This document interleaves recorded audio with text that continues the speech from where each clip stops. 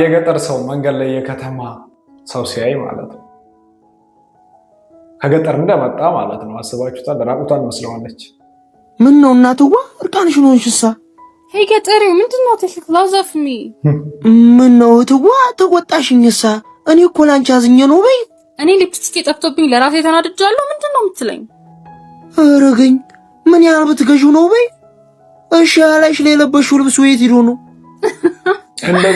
እንደዚህ ነው ለብሽ የወጣሁት። አያምርም? ሀራ ለበስኩኝ ያልሽው ልብስ የት አለ? እርቃንሽን እኮ ነሽ።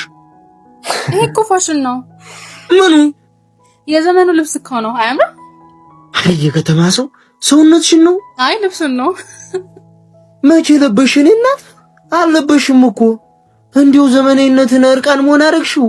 ብታውቅ ኖሮ ለዚህ ልብስ $150 ነበር ያወጣሁት። እሺ አይ ጉጂ ጭራሽ በዶላር ነው። እሺ በእኛ ስንት ነው? ኦልሞስት ወደ 20,000 ምናምን። አይ